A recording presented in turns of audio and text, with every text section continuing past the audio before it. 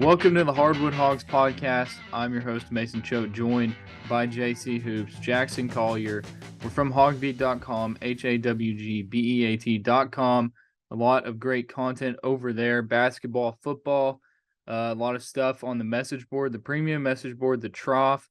We have most of that information before you really see it anywhere else. So make sure you subscribe to HawgBeat.com to get that information that you want to know about your favorite team. And speaking of your favorite team, the Arkansas Razorbacks, they are 1-5 in conference play. A crushing defeat at Missouri on Wednesday night, 79-76. Now, Jackson, you tweeted out about something about officiating. Now, I think we can all agree that there were calls down the stretch that were just awful. But you tweeted out that 99.99% of the time, that doesn't really determine the outcome of the game. I'm going to let you speak your mind on that. Yeah, look, I mean, there were a lot of bad calls last night, and I'm not going to sit here and say that they didn't have some impact on the game. But I've always been of the mindset that officiating doesn't cost you the outcome of the game in almost all situations. Because if you let yourself be in that point where, like, if they blow a call at the end of the game and you're blaming that single call, well, you put yourself in the position to let a ref determine that. Whatever, blah, blah, blah, especially last night. You can look at the call on Mekhi Mitchell and a couple, maybe one or two of the calls on Jordan Walsh. Really, really awful calls. Mekhi Mitchell didn't even touch the guy, and that was his fifth, I think. But by the same token, Arkansas led by 10 with 5 minutes and 8 seconds left. They were outscored 22-9 in the final 5 minutes and 8 seconds. They turned the ball over 21 times. Those are things like you shouldn't be blaming the refs when you turn the ball over 21 times in a game. You shouldn't be blaming the refs when you give up a 10-point lead in that big of a run down the stretch. I mean, there are things that happen in the game of basketball that are within your control, and officiating is not one of them. So do your best as a team and as players to play the game that you can. Also, as a player, you can adjust to officiating. You can adjust to good officials. You can adjust to bad officials as long as the officials are consistent. They're consistently bad or consistently good. Last night, they were consistently calling very sensitive fouls. They were very soft, ticky-tack kind of fouls. Is typically how they're kind of referred to. And they're pretty consistent with that all night. As a team and as players, you've got to adjust. You can't really bite on some steals as much as you would want to. You can't play as aggressive as you would like to at certain times if you know they're going to call you for it. You've got to be a little bit more passive. You've got to be a little bit more responsible, playing a little bit more conservative on defense. I understand Arkansas's identity, especially under Musselman, has been aggressive defense, forcing turnovers, getting out in transition, and really hounding ball handlers and hounding teams. But if the refs are consistently calling tight games, which it looks like over the course of the season, especially in the SEC, across the board, they're calling games much tighter. Games are much longer. Foul counts are way up. You've got to adjust. You can't play your same style. And it does suck, but you just got to adjust. That's my biggest point. You can complain about four guys fouling out. I mean, those same guys can probably adjust better to officiating. They can play a little bit less aggressive. They can make smarter decisions defensively. Some of them are even offensive fouls. I mean, you can't just run into the paint with your head down and run into somebody. Like, you can't just pick up an offensive foul doing stuff like that either. That's an easy call, regardless of if the defender was set or not. If you're out of control, it doesn't really matter if the defender is set. If you lower your head, you lower your shoulder, all that sort of stuff. But that's really where I was going with it. Don't put yourself in the position for the refs to be able to determine the game. You're up 10 with 5 minutes left. Finish out the game. All right, a lot of good stuff there. I have some quotes that I want to bring up about a couple of things that you said, but before I do, I want to remind you about our presenting sponsor. It's Dead Soxy, a premium sock company, and they represent a lot of rivals websites in the industry, and they make custom socks for companies and organizations. They make an incredible promotional gift for those of you who You own a company, you're a manager, you want to get some for your family, all this stuff. They're also great for fundraisers. You get them, they're a great promotional product. Every person you know wears socks every day, and they wear their favorite pair a lot. So why not take advantage of this knowledge and take fundraising or branding to a whole new level? Visit deadsoxy.com/custom. That's DEADSOXY/custom. The minimum order is 100 pairs, but if you're getting it for enough people, makes sense. And right now, every custom order is $100 off. So get your project started now. Deadsoxy.com/custom. Thank you to Dead Soxy for presenting the Hardwood Hawgs podcast. All right, Jackson. So you kind of talked about how you realize that you're not going to, I mean, if the fouls are continually going to be called, or if they're going to continue to call the game a consistent way, you have to adjust to that. Anthony Black kind of talked about that. He said that shot at the end, he was trying to draw a foul. The one where Missouri posted a video on their social media account and purposely cut out the part where it was a foul. And go visit Missouri's basketball Twitter account and you'll see that. But he said, Anthony Black said the ref didn't call it. He didn't think it was a foul. So that's what happened. I probably just have to start shooting because I'm not getting those fouls. It's like the third time. So yeah, they're probably not going to call that one. So, I mean, at least he recognizes that. And, you know, that's good for Anthony Black, but I feel like Anthony Black might not be the biggest issue when it comes to foul calls. I think of, you know, the first guy that comes to my mind is Jordan Walsh. Jordan Walsh is in foul trouble every single game. And a game like last night where offensively he didn't miss a shot at all. He didn't miss a shot from the field. He didn't miss a shot from three. He didn't miss a shot from the free throw line. He was a guy that you needed down the stretch there, but he only played 13 minutes because he fouled out with like almost 7 minutes left in the game. So Jordan Walsh is a guy, we know he's a young guy. Eric Musselman talked about how he's still trying to pick things up, figure things out. He's a freshman, but he's got to figure out how to defend without fouling. And that's just how it goes. And I mean, with the way that Arkansas's offense is, you need a guy like Jordan Walsh on the court. I mean, he's a better shooter, and I'm not getting into stuff that happened on social media this week, but he's a better shooter than some of the other options, especially at that 4 spot. So, but you talked about the aggressiveness, and you kind of said like maybe play a little bit off or less aggressive on defense. Eric Musselman was asked about that, like what can you do about the foul calls, and he said he's not going to take away the aggressiveness or tell them not to play hard. And then he just went through and said he's never had a team that had 4 guys foul out. And then he mentioned the injuries once again. So I don't know. It seems like every new game, at least over the past 3 games, Alabama, Vanderbilt, Missouri, where those 3 teams, you're talking 36 free throws, 40 free throws. It seems like we've talked to Eric Musselman after all of those games, and he said, I've never seen this in all of my coaching. So what are your thoughts on that? Because you mentioned how they're calling more fouls, games are getting longer in the SEC. Why is that? Like what is causing that to happen? I honestly don't know. It's really annoying as a fan of college basketball to sit down and watch all these games, and you know you're expecting to be a 2-hour game, you're expecting high level basketball, you're expecting to be able to watch basketball. Instead, you're committing to a 3-hour game and a lot of whistles, almost a foul call per minute or more in certain games too. Really slows the pace down, makes it more free throw competition than basketball game. Don't know the reasoning behind it. Don't know why that's been such a drastic change recently.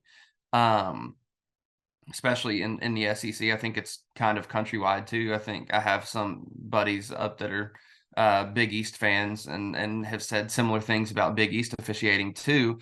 It just really sucks. It just really does. I don't know if it's like a retread of what happened in the late 90s. You know, there was the whole thing where Arkansas was playing really aggressive defense, and other teams were playing really aggressive defense, especially with their hands. And then they implemented this hand check foul where, anytime you touch somebody with two hands or really touch anybody with one hand, it was a foul call. Completely changed the way teams had to defend across college basketball. Don't know if that's the same kind of thing we're seeing now, moving to a more offensive centric game where you kind of back off defensively.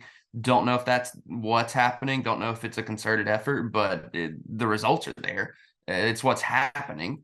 And it's just really unfortunate that that's where the game is headed, at least this season so far. All right, so you look at Arkansas's schedule to start conference play. They played at LSU, at Auburn, at Vandy, at Missouri, and sprinkled in there they had home games against Missouri and Alabama. Now you get 2 straight home games against Ole Miss on Saturday, LSU on Tuesday. I think those are 2 favorable matchups. I think the last game against LSU, if that was at home, Arkansas probably wins that game. Now, I didn't watch that one as closely as others. And then you take a trip to Baylor, and then you got another home SEC game against Texas A&M. So the trip to Baylor is going to be tough, but it's good for Arkansas to get 2 straight games at home before they make that trip. But you're looking at a team that has its worst starting conference play since Eric Musselman took over. They're 1-5. You had your stat that you tweeted out. Go ahead and mention that stat. Arkansas is 1-5 to start conference play for the first time since 2008, 2009. Arkansas as a program has never made the NCAA tournament when they started 1-5 in conference play or worse. There have been a couple years, I think 69-70 and 70-71, where they actually started 0-5. But we're talking about the last 5 times that a team started this bad in conference play was 2008, 2009, the 69-70 and 70-71 that I just mentioned. I think there was one from the early 2000s in there, 2001, 2002, and then 85, 86, I think. It's not common at all. This is very much out of the ordinary. This team is different from those teams, though, in that it's still in somewhat of a position to make the NCAA tournament. They could break that stat, but they have to win games. I tweeted out before the game last night asking if it was a must-win game for Arkansas. Got a lot of mixed responses. Some people were saying like it's not a must-win game until it's an elimination game in the NCAA tournament. Others were saying stuff like, well, you got to win games to get in the NCAA tournament, all that sort of stuff. That's what kind of prompted the research, was that debate. And then now you're sitting at 1-5, and Ole Miss coming up, that's as much of a must-win game as you can get. If you drop to 1-6 and drop a game to a bad Ole Miss team at home, you're really in trouble. Agreed. Yeah, the Ole Miss game, it's one of those like gimmies, get back on track. This is a game that you can win. I felt like Missouri last night, especially with the way the game started, I felt like, okay, Arkansas is going to get back on track. They're going to figure this out. I mean, Missouri was like 0 for 7 from the field to start, and then they finally hit a shot. At one point, they were 1 for 11. And then we talked about it. You talked about it earlier. With 5 minutes left to play in the game, Arkansas was up by 10. So, I mean, you're right. Arkansas, you can't continue to blow a lead like that. I mean, it just can't happen. And you also can't have a season high 21 turnovers in a game like that. You cannot have that many turnovers and know that you're having all these fouls and you're sending Missouri to the line 40 times. That's the most free throws a team has shot against Arkansas all year, I believe. I'd be shocked if it wasn't. I'm almost positive it is. But moving forward, we got to talk about a couple things. Last night against Missouri, Makel Mitchell didn't play because Eric Musselman said it was a matchup thing. He was asked if Makel Mitchell was hurt, what was going on there. He said they play 4 guards, so it was a personnel decision. I know that you kind of had your own thoughts about that, so I'm just going to let you ramble.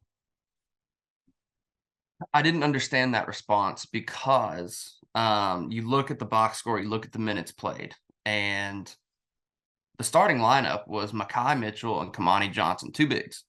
Makel Mitchell, obviously another big.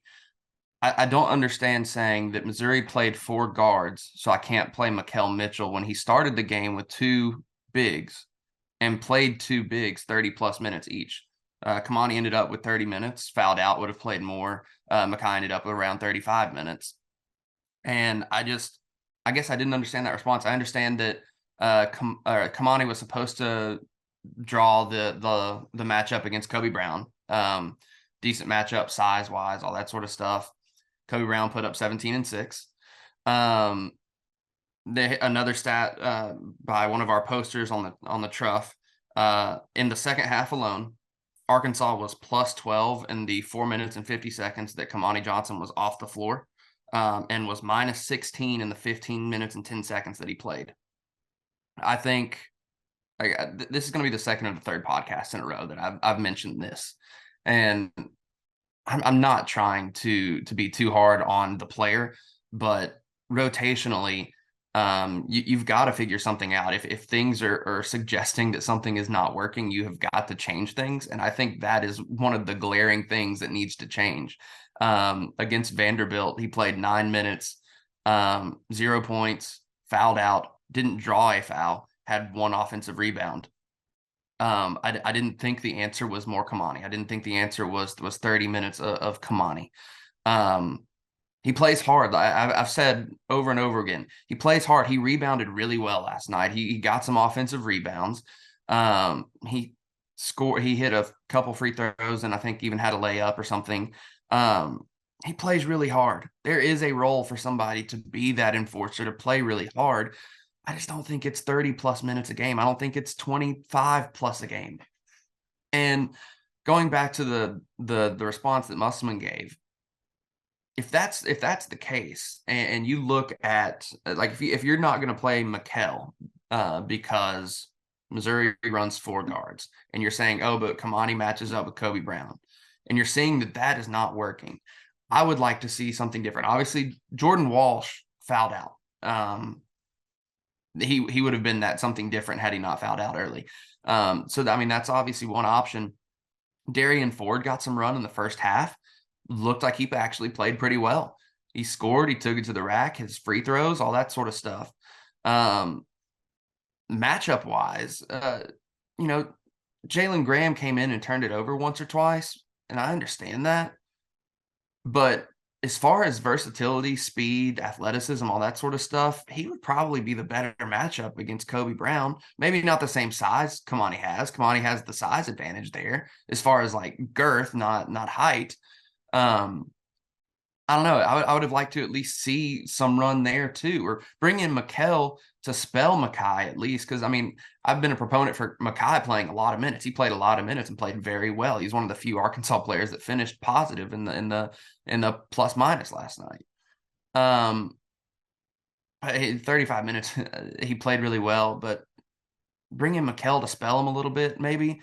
I don't know. I think I'm a fan of Mikal a lot too. Obviously, Makai is your guy. And my guy, kind of. I like him a lot, but I think Mikal is too valuable of a piece to just relegate him to the bench and try to say that, oh, well, they've run 4 guards, but I'm going to run 2 bigs anyway. Doesn't quite compute with me. I think Mikal is too good of a rim protector to leave on the bench. I think he's an adequate rebounder and really a really good rim runner. I don't think he's been used properly. I don't think either of the Mitchell twins have been used properly offensively this year either. They're really good rim runners. They're athletic. Makai Mitchell doesn't really get a ton of looks or anything in the post.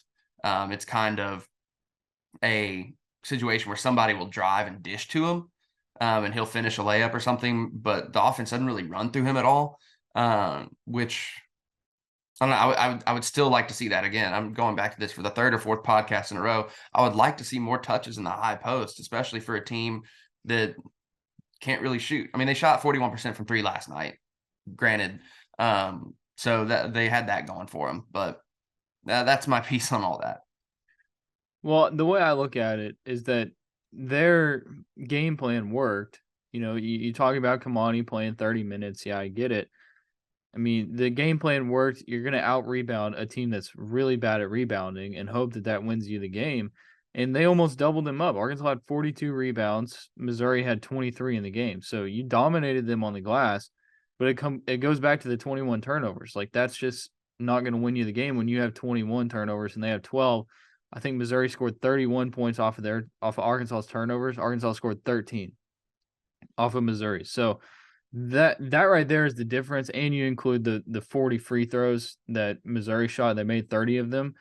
I mean, that's the difference right there, because I'm the Jalen Graham experience. I just he played 4 minutes. He had 2 fouls and 2 turnovers. Those were his stats. And so like I'm not a huge proponent of like playing Jalen Graham, a lot of minutes.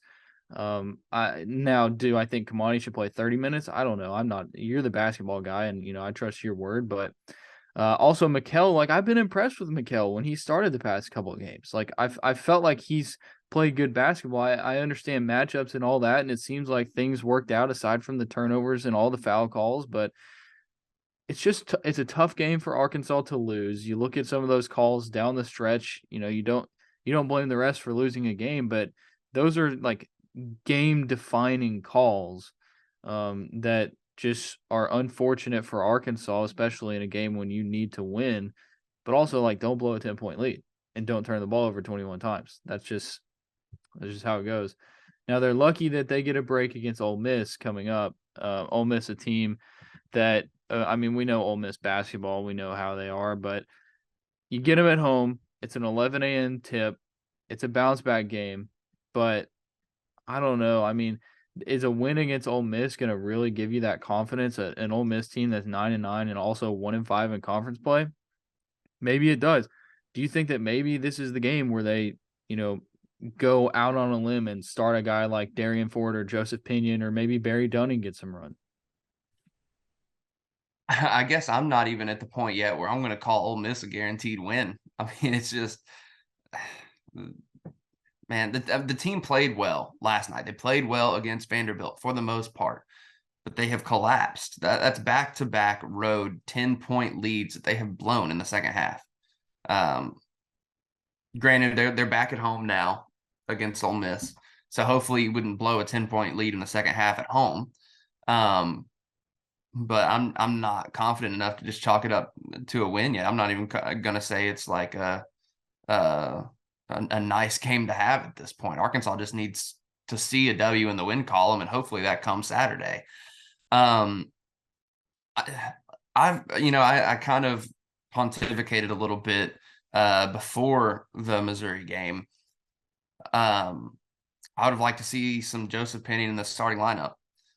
Maybe run out AB Council, Pinion with Walsh and Mackay. Run a matchup zone on defense that kind of hides Joseph Pinion's defensive deficiencies. That'll help prevent the straight line drives that Arkansas has been giving up on the perimeter. And it'll allow Joseph Pinion to be involved in the offense, which is where he needs to be. That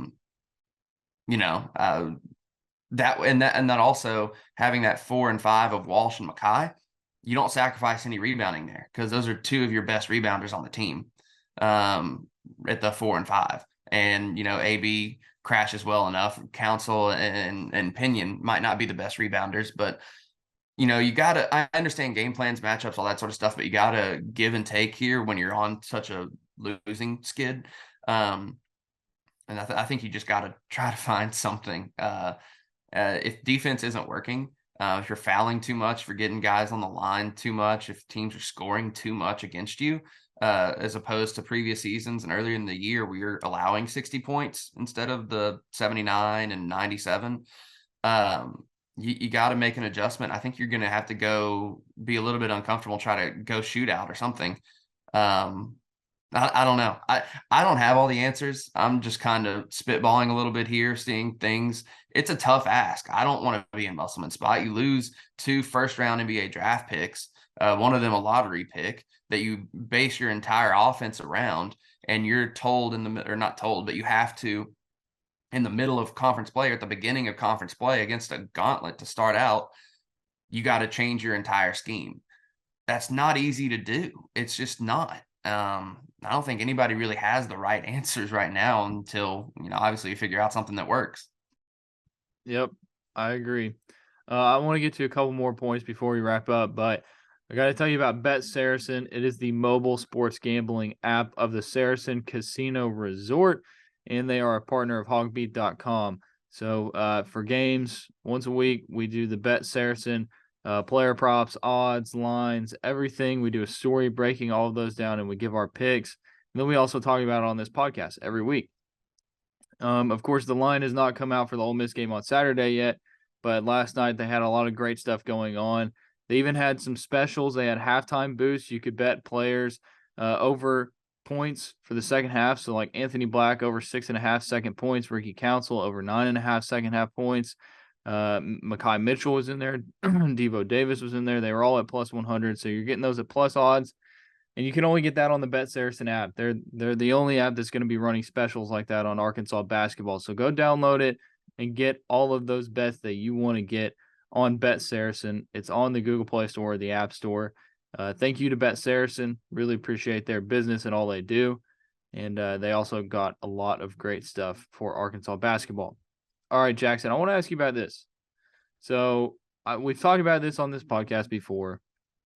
A lot of people, I'm sure, have talked about it from the chair that they're watching the game from. Devo Davis taking 17 shots. I mean, he continues to take a large amount of shots. It seems now that it has to be designed that he's the guy that they're going to be trying to have fill up the rack.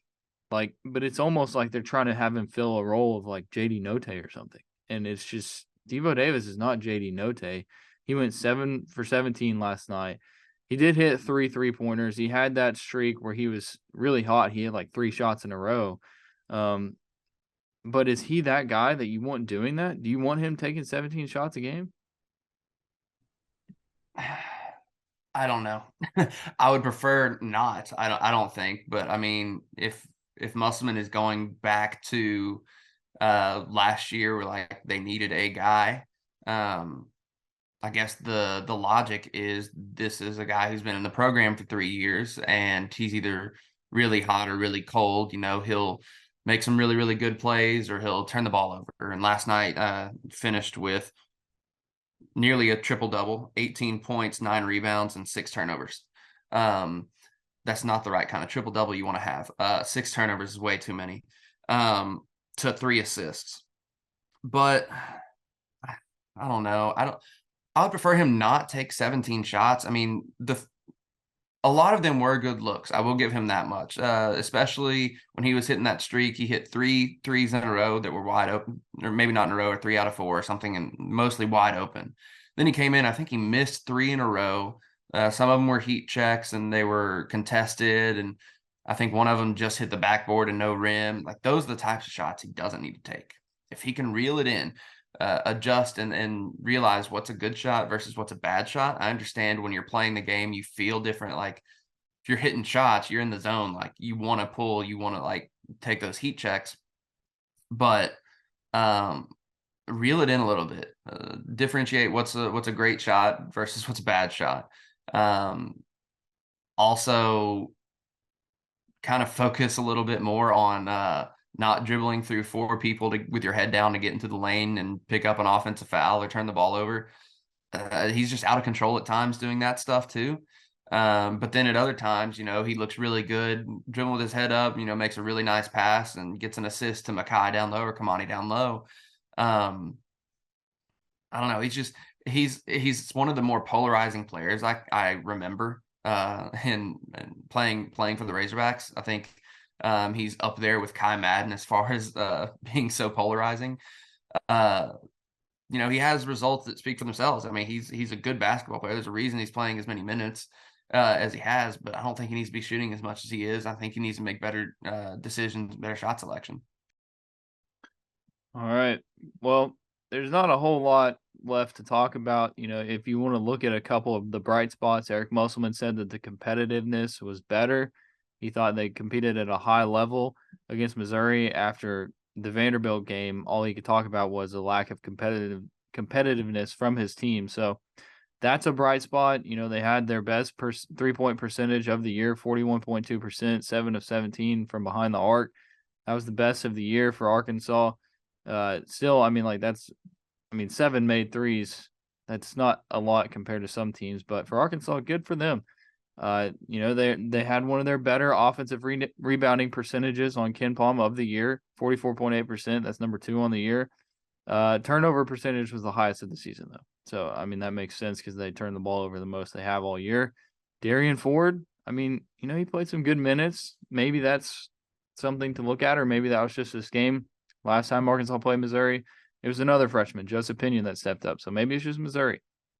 But just a couple bright spots there in Arkansas's 5th loss of conference play. You talked about the Ole Miss game not being a guaranteed win. I mean, if Arkansas loses to Ole Miss at Bud Walton Arena on Saturday, there's already a lack of interest in basketball because of how they're playing. I mean, it's just shut it down. Let's just move to baseball season. By that point, it'll be like 27 days or something like that. So it's tough. You cannot lose. I mean, that's a must win because those are the games that you have to take when you can get them. So make sure you visit HawgBeat.com. You got something? I was just going to say, I'm surprised, or I'm interested to see what the fan support is going to be like Saturday. It's a Saturday game. It's not a weeknight game. Team is 1-5 in conference play. It's a winnable game. I'm hoping for the team's sake that that a crowd shows up, a good crowd shows up, an energetic crowd and a capacity crowd. But I'll be interested to see how that ends up. Yeah, I would assume that they would show up. I mean, it's Bud Walton Arena. It's Arkansas basketball fans, but to be determined there. Thank you to everybody. Before we go, we need to remind you about myperfectfranchise.net. If you're a displaced corporate executive or wanting to put your career in your own hands, or are you an experienced entrepreneur wanting to diversify? Well, Andy Ledecky can help. He's a longtime Rivals member and franchise veteran. He's owned multiple franchises and businesses, and he uses his expertise to help others find their American dream through a very thorough and free consultation process. Give him a call. Put your life and career in your own hands because it's 100% free and you have nothing to lose. So visit myperfectfranchise.net or call 404-973-9901. Andy Ledecky with myperfectfranchise.net. Thank you for their support. Really appreciate them. And we really appreciate everybody who listens to the Hardwood Hawgs podcast. Tell your friends, and make sure you visit HawgBeat.com, HawgBeat.com, for all of the Arkansas athletics coverage that you need. All right, talk to everybody next time on the Hardwood Hawgs podcast.